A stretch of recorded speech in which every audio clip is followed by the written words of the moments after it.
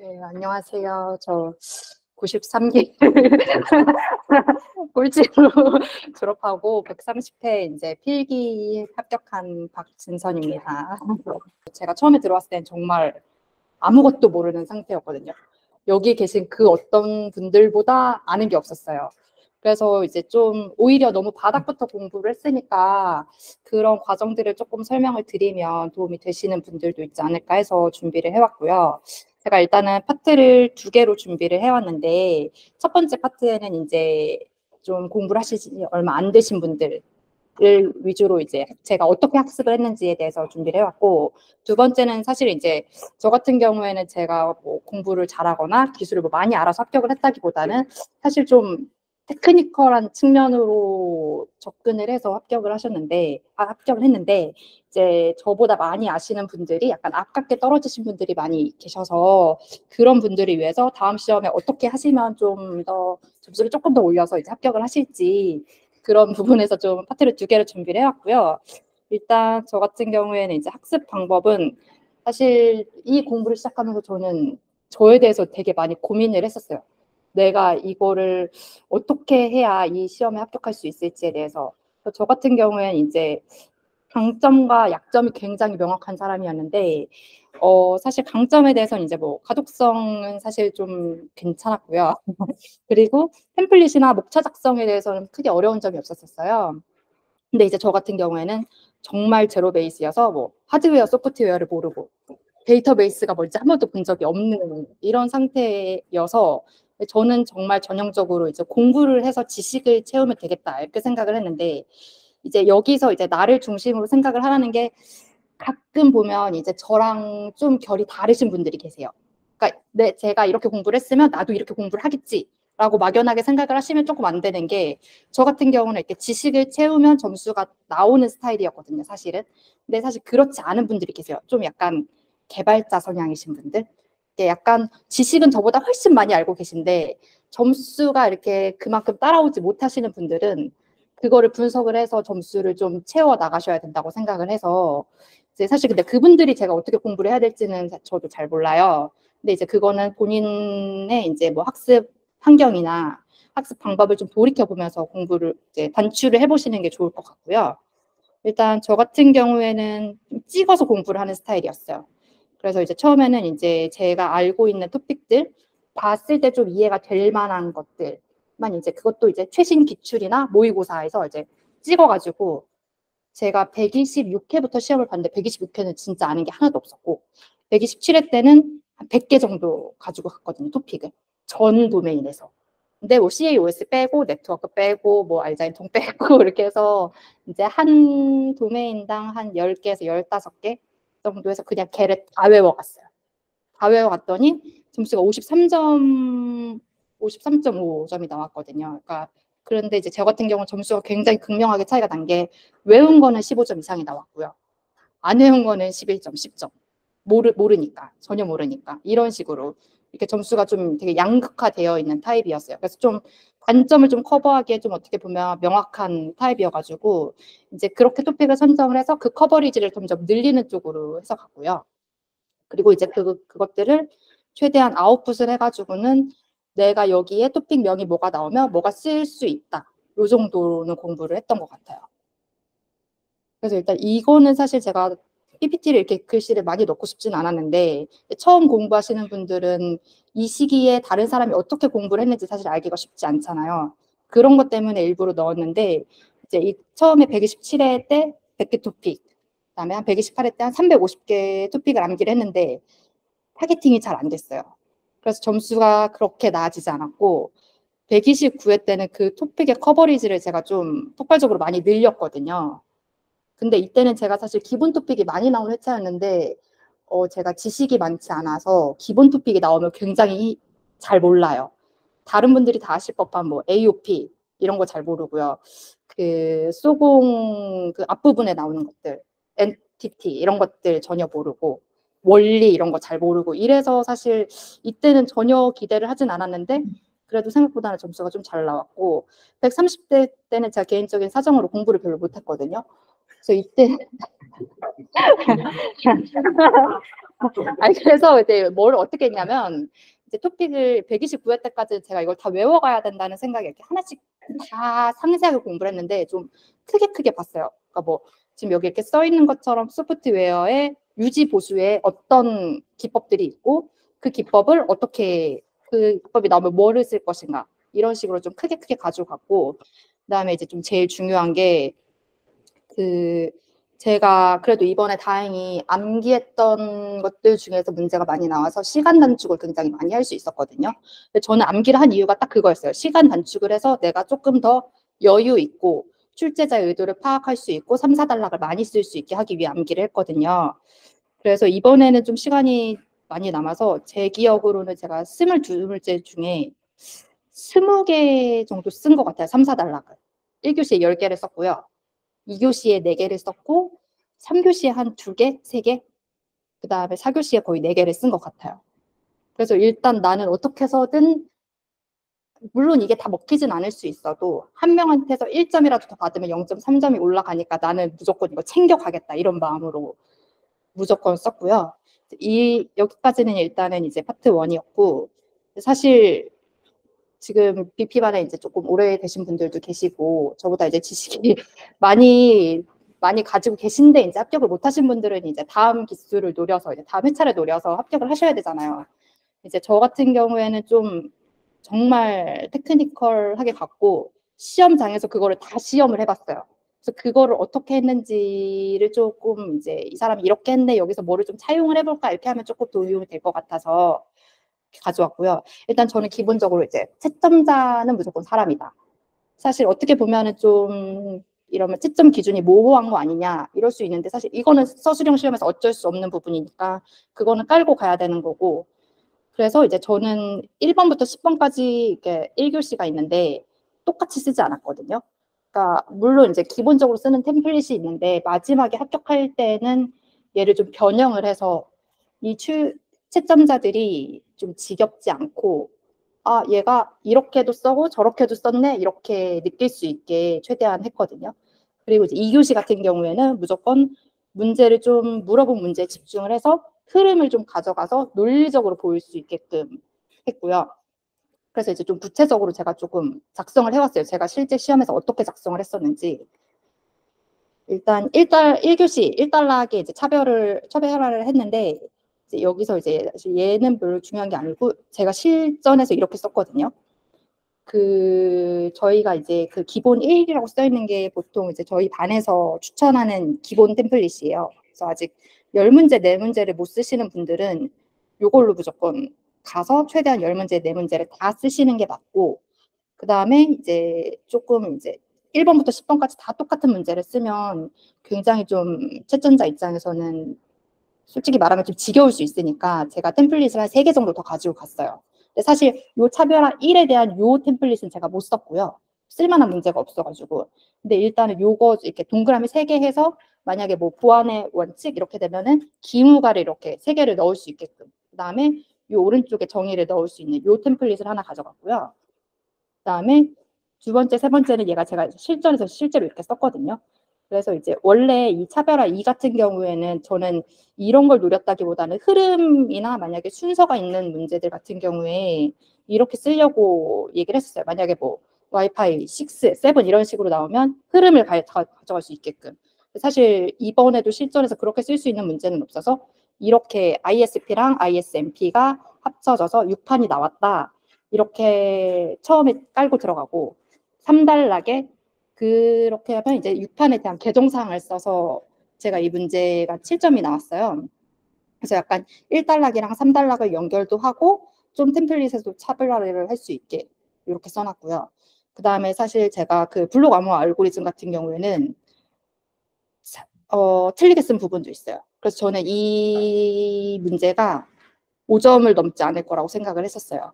근데 이제 어떻게든 써야 되는데 왜냐면 다른 걸 쓸 문제가 없으니까 얘를 어떻게든 써야 되는데 생각이 안 나는 거예요. 알고리즘은 생각이 안 나는 거예요. 근데 다행히 B스텔이랑 SPN 까지는 생각이 났고 RSA였나? 뭐 하나까지는 생각이 났는데 그 아래는 전혀 생각이 안 났어요. 그러면 이 문제를 버릴 수가 없으니까 나는 여기에 대한 상위 토픽을 알아.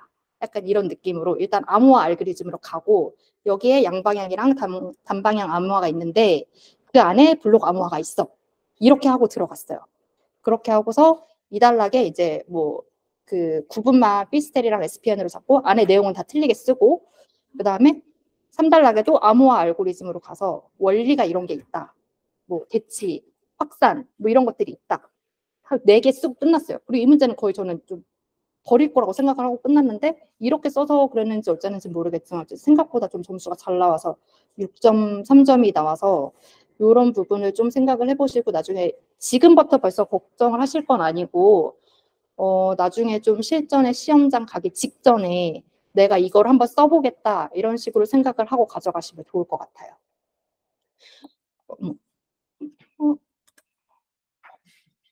잠시만요.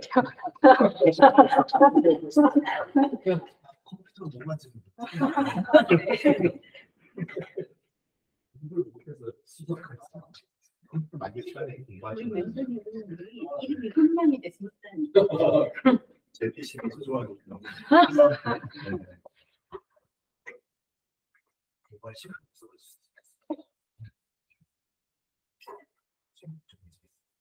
그리고 제가 이제 2교시 같은 경우에는 일단 좀 최대한 채점자들한테 어필할 수 있는 부분이 출제 의도를 파악을 하고 그다음에 내가 쓸 수 있는 거 진짜 모든 걸 다 쓰고 그다음에 모르는 것도 좀 아는 것처럼 써야 되니까 그 부분을 좀 가져왔거든요. 일단 제가 이번에 데이터 마이닝 기법 중 요 K-민즈 클러스터링, DB 스캔, SVM 이렇게 나온 문제가 있었어요. 원래 이제 보통 같은 경우에는 저희가 이제 이렇게 나오면 문제를 1, 2, 3으로 나눠서 1단락, 2단락, 3단락 이렇게 그냥 들어가잖아요. 근데 저는 이렇게 들어가면 점수가 별로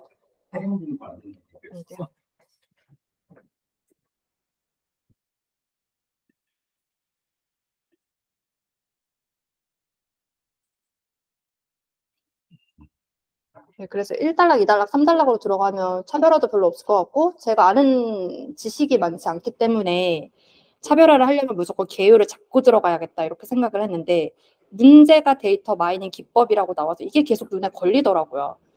내용은 모르겠지만. 그래서 무조건 그냥 이 문제에 나를 집중을 했다는 걸 보여주기 위해서 1단락에 데이터 마이닝 기법의 개요 이렇게 하고 들어갔고 내용은 사실 별거 없었어요. 그냥 이게 사실 지도학습과 비지도학습의 알고리즘? 기법? 그런 거잖아요. 그래서 그냥 그걸로 이렇게 나눴어요. 나눠서만 쓰고 한 5줄, 6줄 이렇게 그냥 나눠서 쓰고 2, 3, 4교, 2, 3, 4단락에 이렇게 쓰고 내용을 쓰고요. 그 다음에 제가 이 문제를 1번으로 썼거든요. 첫 번째로 2교시에서.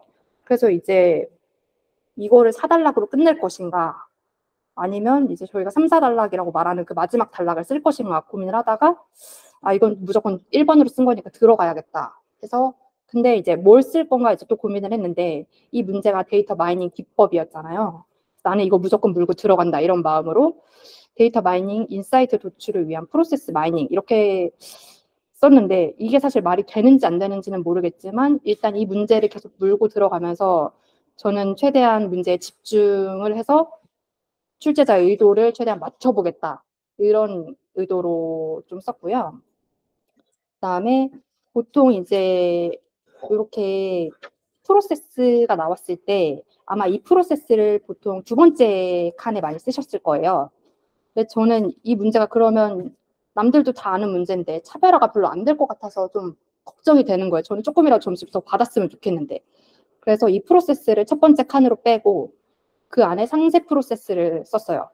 이게 말이 되는지 안 되는지 진짜 맞는지 안 맞는지 모르겠지만 어쨌든 나는 여기서 조금이라도 더 써서 무조건 뭐라도 더 보여주겠다 이런 마음으로 그래서 프로세스를 첫 번째로 빼고 상세 프로세스 이렇게 하고 그렇게 이렇게 약간 키워드 존을 약간 2번째 칸에서 한정 짓지 말고 첫 번째 칸까지 확대하는 걸로 이렇게 썼고요.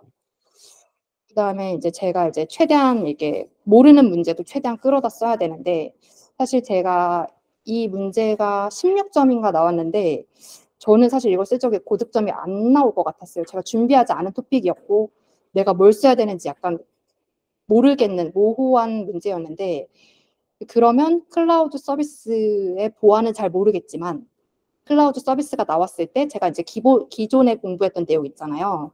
그거를 해서 이제 제가 알고 있는 게 품질 지표, 그다음에 핵심 기술, 주변 기술, 이거를 가지고 무조건 물고 들어가야겠다 이렇게 생각을 해서 그 목차를 쓸 적에 가용성, 확장성 측면과 응답성, 신뢰성 측면으로 품질 지표를 물고 들어가고 그 안에 이 핵심 기술과 주변 기술을 써서 그냥 보안처럼 보이게 실제로 보안과 관련이 없을지라도 보안처럼 보이게 내가 아무것도 몰라도 이렇게 쓰면서 좀 무조건 좀 채점자들 입장에서 얘가 좀 아는 건가? 이렇게 생각할 수 있게 썼거든요. 그런 문제 중에 제가 1교시 중에도 하나 있던 게 드론의 보안 위협이랑 대응 방안이 있었는데 저는 사실 드론의 공부를 안 했어요. 제가 아는 건 안티 드론의 절차밖에 몰랐어요. 보안을 쓰라는 거예요. 그래서 이제 고민이 된 거죠. 이제 얘도 무조건 써야 돼. 아는 게 없으니까. 써야 되는데 제가 가만히 생각을 해봤더니 이제 제가 AIoT는 좀 준비를 했던 문제였는데 걔랑 얘랑 좀 일맥상통하는 부분이 있을 것 같은 거예요. 디바이스도 얘가 이렇게 무거우면 안 되니까 좀 저사양 디바이스나 뭐 이런 걸 쓸 것 같고 그래서 그럼 비슷하겠지 이러고 걔를 그냥 거기다 갖다 썼어요. 그렇게 했더니 생각보다 저 그것도 이제 방어형으로 들어갔는데 생각보다 점수가 잘 나와서 제가 좀 생각보다 점수가 떨어지는 게 많이 없어서 고득점을 할 수 있었던 것 같거든요. 그래서 사실 그렇게 약간 내가 방어를 하더라도 좀 최대한 다른 데서 끌어와서 좀 최대한 점수를 끌어가려고 하시면 거기 그래서 조금이라도 0.3점이라도 점수를 더 챙기시면은 0.3점 사실 더 챙기면 합격하실 분들 계시잖아요. 그런 의미에서 좀 제가 이렇게 준비를 했다고 보여드리고 다음 시험에 잘 보셨으면 하는 마음에서 준비를 했고요. 일단 사실 저는 정말 아무것도 모르는 상태에서 합격을 한 거고 다른 분들에 비해서 이제 지식의 깊이가 깊지 않은데 여기 저보다 이제 지식을 훨씬 많이 알고 계신 분들이 많으니까 자질이 되시는 분들이 많으니까 다음 회차에는 잘 준비하셔서 꼭 합격을 하셨으면 좋겠습니다. 감사합니다.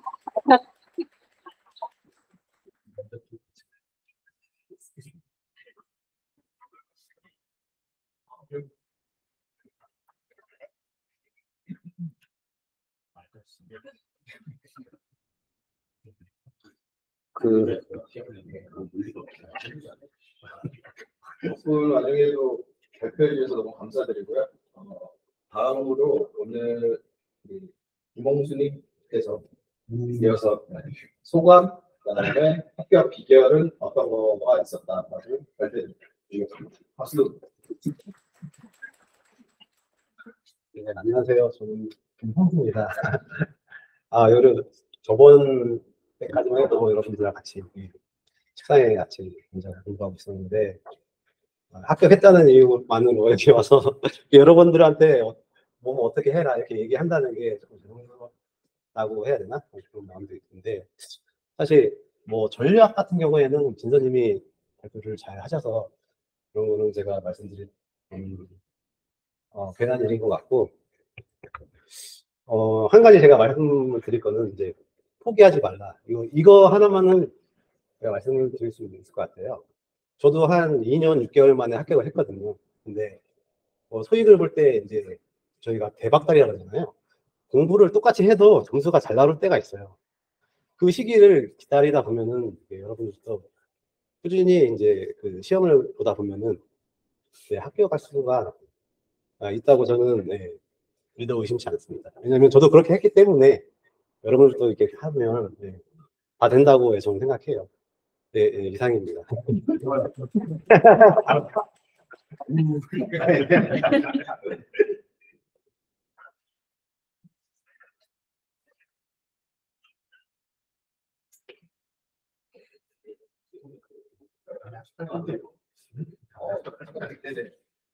네, 이어서 우리 인생을 주셔서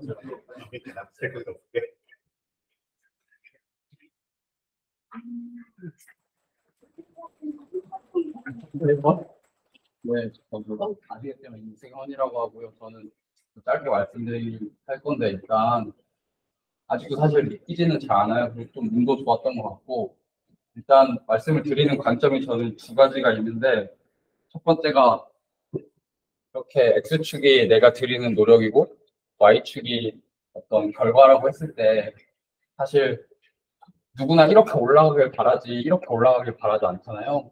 그래서 제가 이렇게 올라갈 수 있는 거를 제 경험을 통해서 어떤 부분을 좀 말씀을 드리고 싶은 게 있고 또 X축이 시간이든 노력이든 그리고 Y축이 결과든 이게 선형으로 증가하는 게 아니라 전 계단이라고 생각을 하거든요. 실제로도 그렇게 됐고 그래서 좀 그런 관점에서 물론 제 경험에 국한된 얘기지만 그 가져가실 걸 가져가시면 좋을 것 같아요.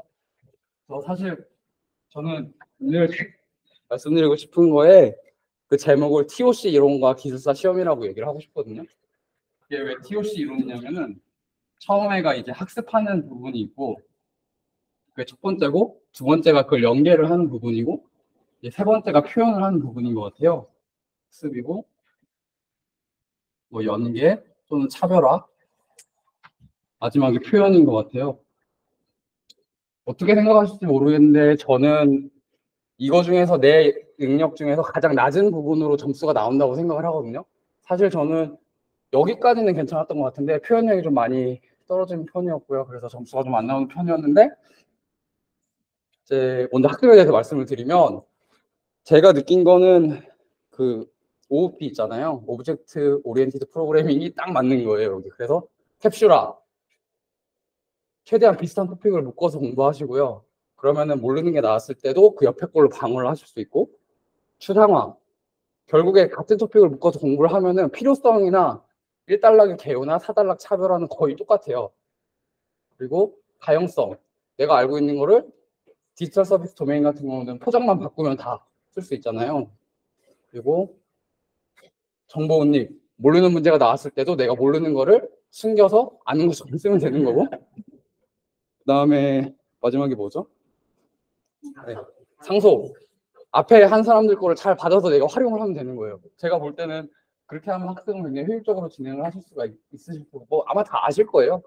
그리고 그다음 연계는 저는 항상 공부를 할 때 되게 토픽 하나하나에 메모리 돼서 그 토픽의 키워드를 외우느라고 너무 고생을 했던 것 같은데 사실 시험을 생각을 하면 4가지 중에서 1교시형만 키워드가 중요하지 2교시형 나머지 3교시는 그게 아니거든요.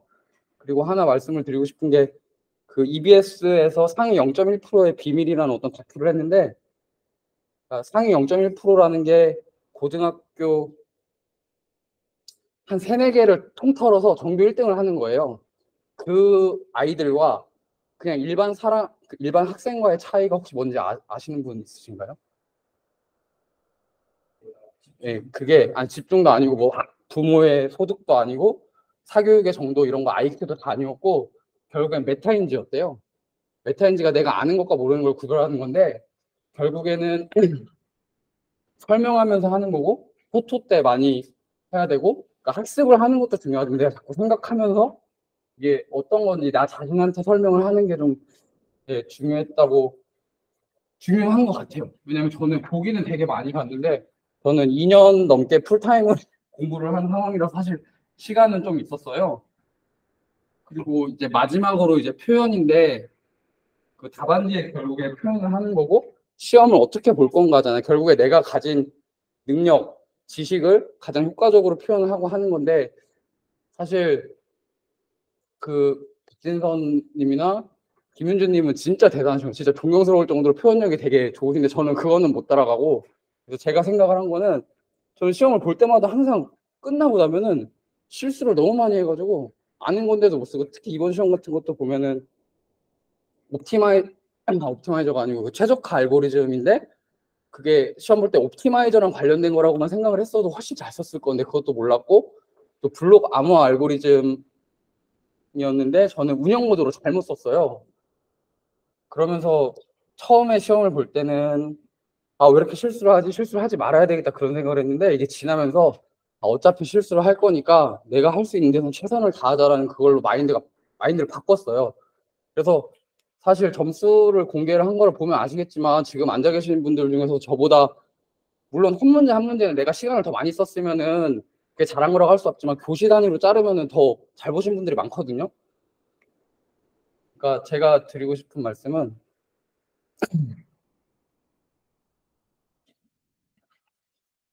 결국에 표현하는 데 있어서 저는 그게 안 돼서 수학 문제를 풀 때 그 손으로 푼다고 하잖아요. 약간 그렇게 될 수 있도록 좀 노력을 했고요.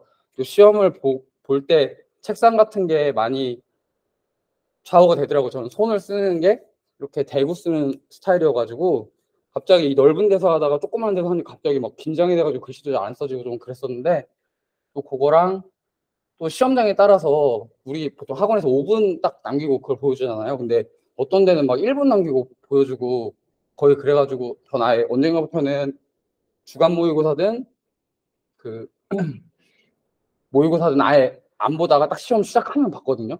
그렇게 하면은 조금 그게 효과가 있었는지는 모르겠는데 일단 마음의 위안은 되더라고요. 나는 좀 더 불리한 조건에서 했으니까 이렇게 될 거야. 뭐 예, 그런 거를 있어서 결국에는 그걸 좀 내재화해서 생각하지 않고 계속 그냥 몸이 풀도록 하시면은 훨씬 저는 좋았거든요. 그래서 네, 지금 저는 취직을 하고서 하는 거라서 진짜로 이렇게 회사 다니시면서 하시는 분들 되게 존경하고요. 이번에 실수가 많았는데도 다행히 네, 합격을 해서 다행이라는 생각이 많이 들어요. 네. 곧 다들 합격하실 거예요. 진짜 왜냐면은 뭐 말이 길시는데 제가 다른 학원도 있어봤고 여기 강평야도 있어봤고 했는데 진짜 우리 반 멘토님들이 되게 잘 알려주세요. 그리고 두 분의 어떻게 보면 케미도 되게 좋으시고 뭐가 잘 알려주시냐면은 예를 들어서 아까도 잠깐 말씀드렸는데 IMS, MSP를 알려주시면은 그냥 단순히 이걸 외워라가 아니라 아 이거는 외우세요. 중요한 건 외우는데 이걸 외운 걸 가지고 어디다가 쓸 수 있어요. 그러니까 마치 제가 아까 말씀드린 OOP적인 개념으로 그런 것들을 되게 잘 잡아주시거든요. 그리고 또 찍은 것도 많이 나오기도 하고 해서 마지막으로 하나만 더 말씀을 드리면 BP반이 되게 합격자가 많이 나왔잖아요. 그럼 사실 평균적으로 봤을 때 그러니까 이렇게 실력이 비슷하다고 했을 때 앞에 분들이 많이 나왔기 때문에 그 다음에 합격자가 안 나와야지 그게 어떻게 보면 정상적인 거거든요. 근데 이렇게 지속적으로 나온다는 얘기는 결국에는 어떤 이러한 커리큘럼이라든지 그런 게 좋다는 검증이 되기 때문에 예, 지금 많이 힘드시고 그러시겠지만 조금만 더 하시면 다들 좋은 결과 있으실 것 같아요. 네, 감사합니다.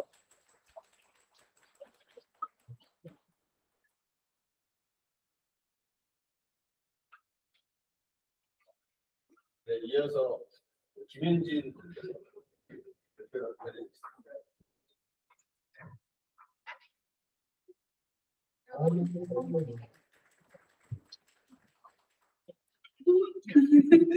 되게 커졌어.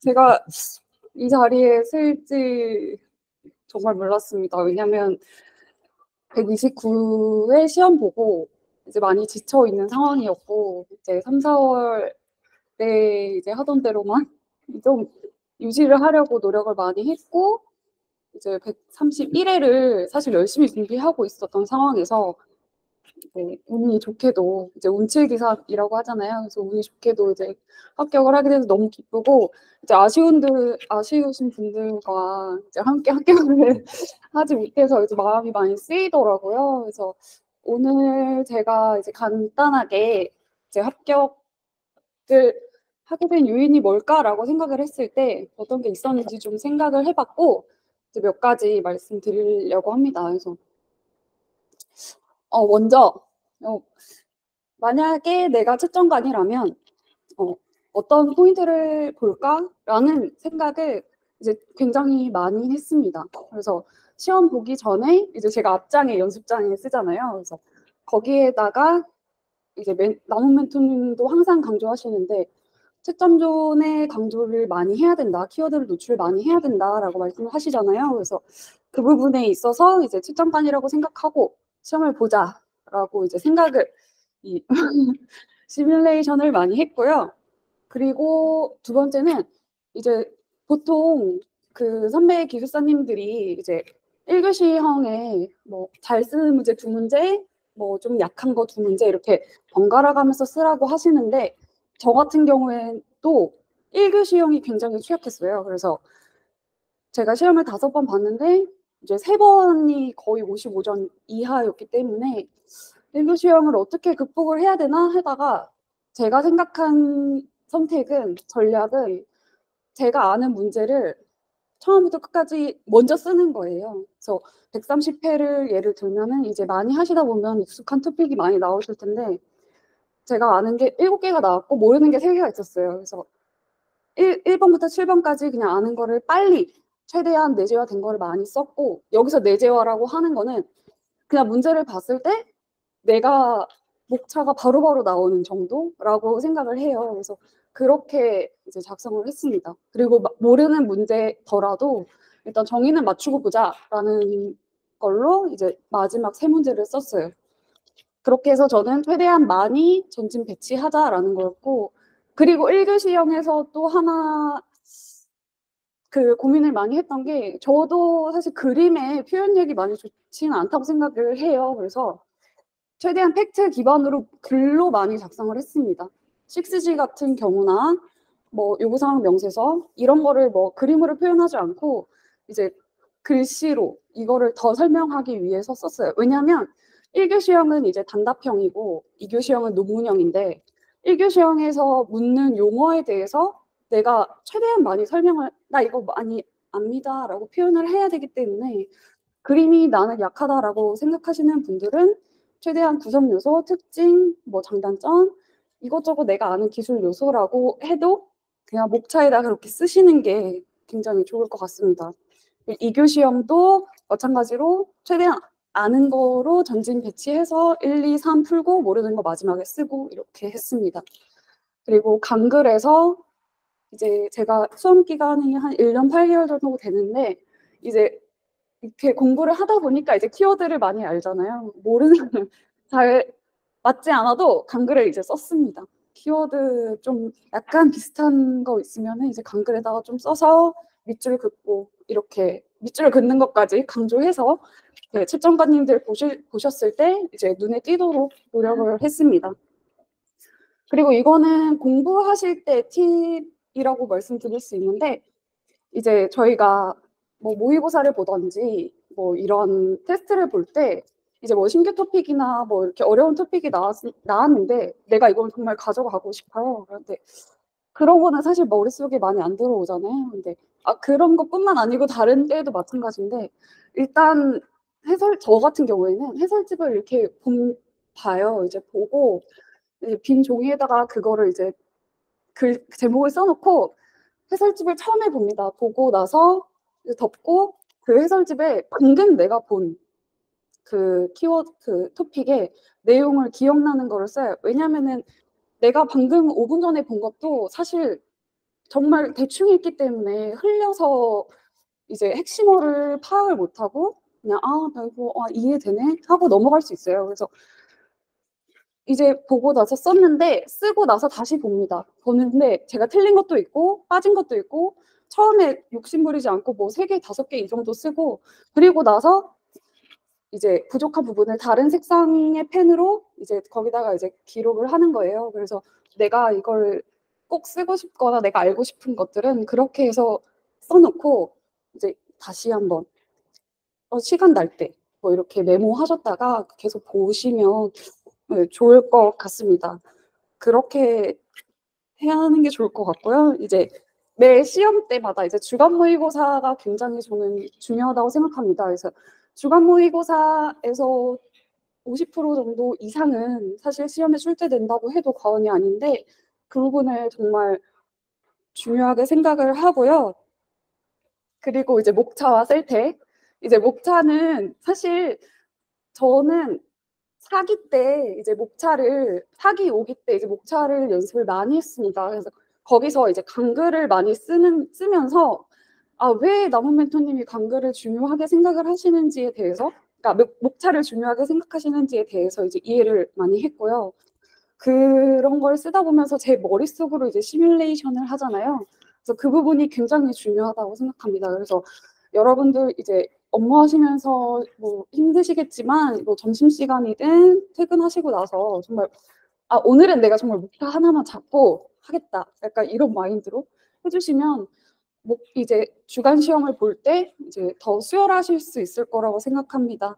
그래서 그리고 마지막으로 저는 사실 뭐 키노트나 뭐 서브노트나 키노트를 만들진 않았고 선배 기숙사님들 거 보고 했는데 뭐 정리를 잘 못하는 편이어가지고 이제 하나의 그 드라이브에 있는 키노트를 재본을 처음에 했어요. 그래서 그거를 계속 봤던 것 같아요. 그래서 그거랑 토픽 리스트 있잖아요. 그래서 저희 토픽 리스트랑 내 눈에 익은 거는 그 머릿속에 이미지화가 돼서 보이더라고요. 그래서 그게 굉장히 중요할 것 같고요.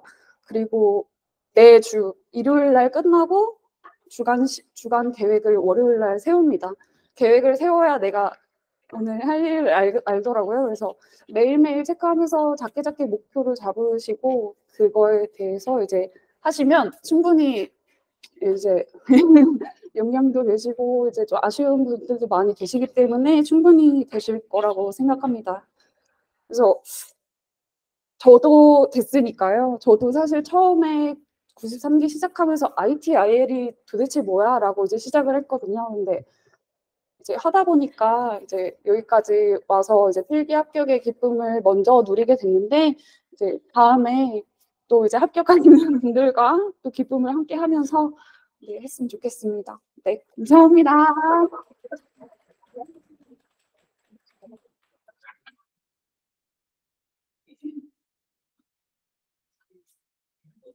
네, 그래도 네 분의 합격하신 분들의 구구절절한 소감과 나름의 노하우를 이제 들으셨으니까 진짜 되십니다. 진짜 저도 꼴찌로 시작했고 백지에서 1교시부터 4교시까지 다 버티면서 쓰고 또 5시 20분이 시험이 지나면 기다리고 멘탈이 무너지고 지난한 시간이 지나면서 합격이 되고 기숙사가 만들어지는 것 같아요.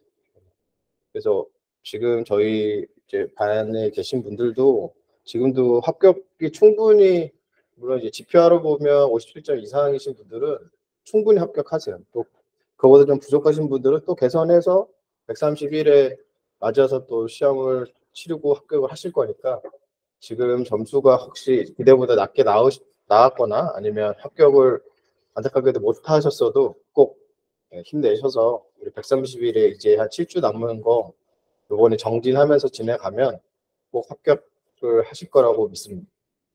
그러면 저희 그 합격하신 분들께서 감사하게도 또 이렇게 다과도 준비해 오셔서 다과랑 좀 그래도 같은 조 분들이랑 좀 말씀 좀 나누시고 15시에 나온 멘토님께서 그 시험 저희 130회 결과 분석한 거 공유해 드리고 다음 순서 진행하도록 하겠습니다.